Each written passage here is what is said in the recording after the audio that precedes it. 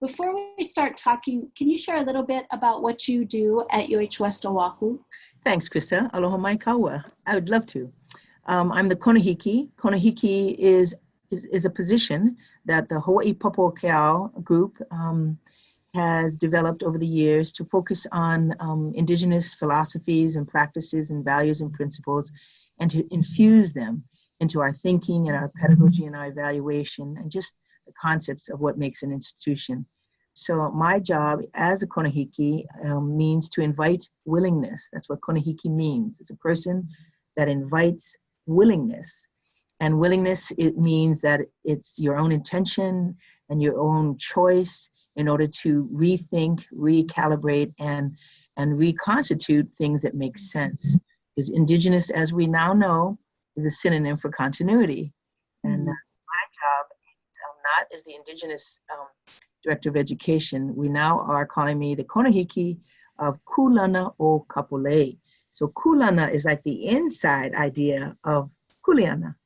So it's the purpose of why we are actually learning higher systems of understanding. It's not to simply gain money and acquire goods.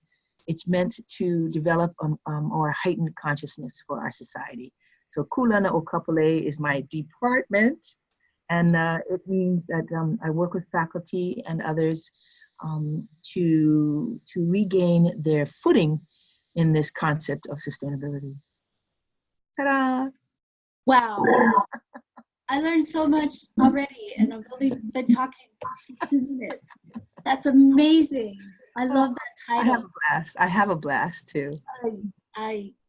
I'm so inspired just by that, konohiki. Yeah. So you've been sharing a bit with faculty and others in the UH community about Kapu Aloha. Yes. What is Kapu Aloha? Can you talk about that? You know, Kapu Aloha is, I'm going to bring a little, ta-da! Kapu Aloha literally means to have reverence for loving. Kapu is, in this sense, is to honor, to be conscious of, to revere aloha. Kapu does not mean it's forbidden. It does not mean bad. It just means let's have consciousness to express ourselves more lovingly, with compassion, with pono. So my friend Luana Busby Neff says the Kapu Aloha is a passionate commitment to pono. So this is the challenge of our times. What does this mean to sustainability? What does this mean to our own behaviors? When we put a Kapu Aloha on the Aloha Aina movement, what we are in essence doing is bringing forward our commitment to the love of land. Not the, oh, maybe I'll love it on the 3rd Thursday if it gives everybody jobs. It is a commitment to loving land, loving water, and having a better relationship with that, these ideas. And I think that's the challenge of sustainability, is to prioritize what that means to our thinking, to our doing, to our teaching, and to our, of course, our curriculum. How has the term Kapu Aloha, how is that being used in what's happening now on Mauna Kea? And how can you help maybe students who aren't really part of this movement, or kind of hearing about what's going on? How does it inform that action on the Mauna? You know, that's a very good question. Mahalo nui. I think it's the energetic field that's creating the draw, the pulse, the life, the self-organizing nature of what's happening on Mauna Kea now. Is really, the heart of it is love. And the people who are committed to this are committed to loving. And believe me, it is not an easy business. It's challenging. It's not impossible. But the commitment to loving is what the Kapu is asking us to do. And it's not a new idea. It's an old idea. When you face your adversaries, you have to do it with a sense of respect and honor, and a sense of knowing each other. But you've got to know your self-worth to understand what you bring to the table. And my beloveds and my friends and family, they have brought their excellence to bear in the love of land and the Aloha Aina movement. This is our kaho'olawe for this generation. These are our committed kupuna and our committed community members are all dedicated to prioritizing what love of land means. When they make it into a this and that, and they make it polemic, that whole polemic thing that, science against native, we don't see it like that at all.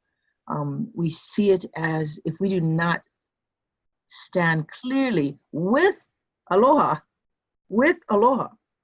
that's the distinction. We have to stand committed to loving, or else this is going to collapse into a protest.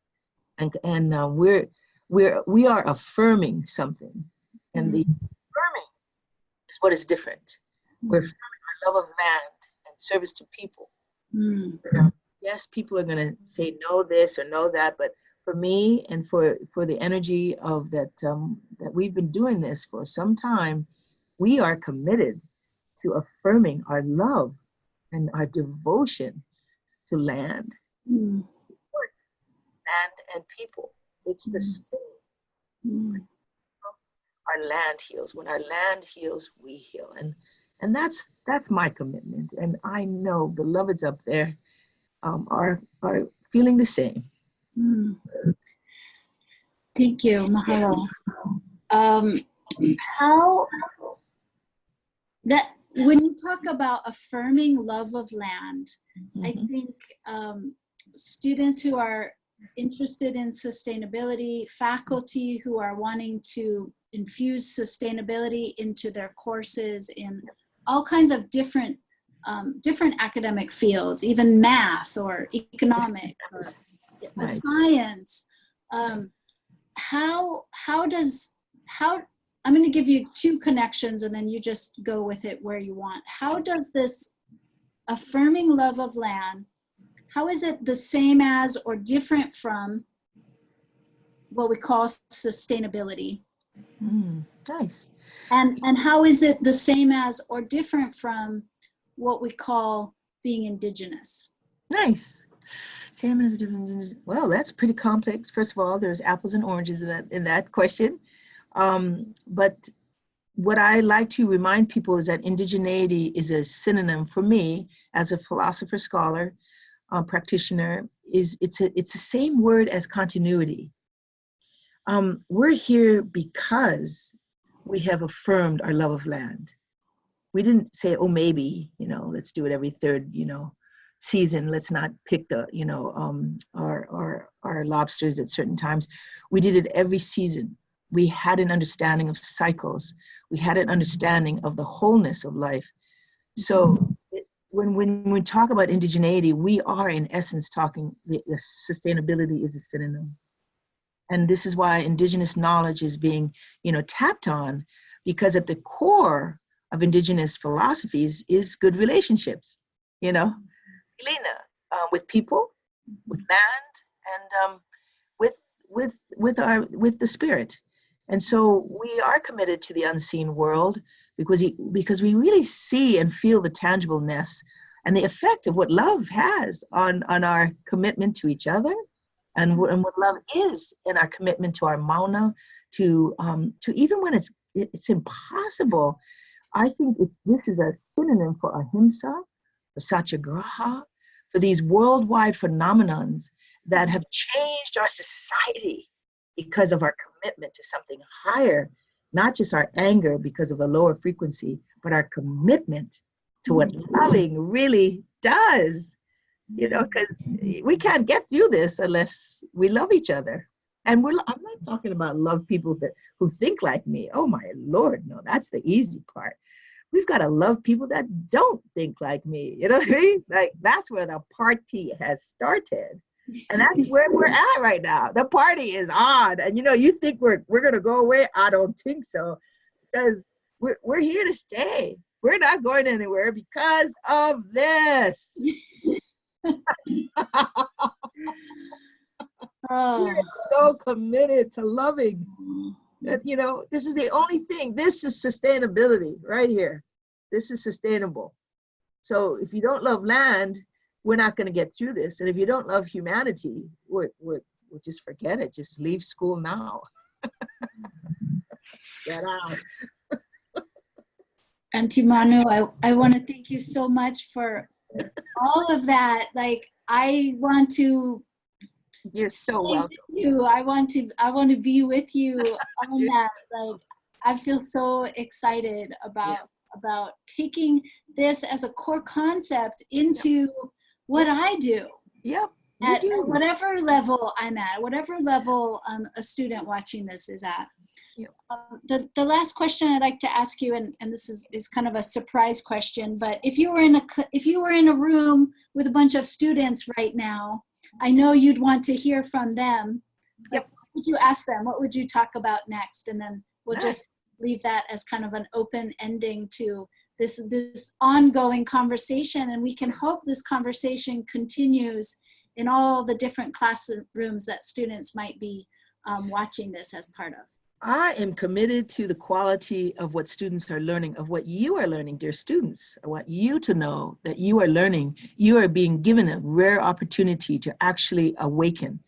So my question to you is, how are you going to show yourself and your ohana, your wakefulness? How are you going to develop the reverence for loving? How are you going to understand how to love yourself better? And then develop inroads into quality relationships, quality food, quality mindful readings, quality discussions. How do you develop that yourself with your friends and colleagues and family members, especially with your family members? We start with our ohana. And I'm a twin. I know this very, very intimately. If we do not heal within our families, then we cannot pretend to heal the planet. We heal first within ourselves, our families, and then we go outward. So, and the Kapu Aloha has been instructive for me that love is the primal source of our collective emergence.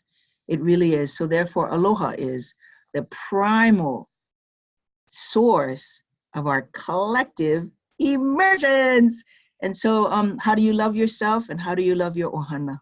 That's my questions for you, dear students, and that you commit to that answering that question with your life. I just think, Krista, we're only doing one thing in the world, and that's learning how to love better, personally.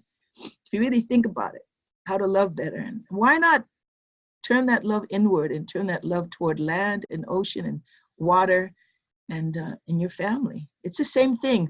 For Hawaiians, koau, kokoi, kokoi, koau, that's Maori, but they're us. And that is you are me and I am you. And let's get this party started. Okay?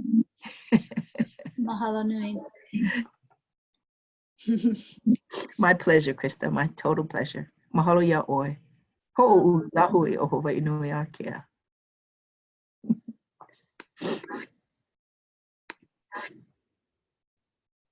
Okay, Isabel, what do you think?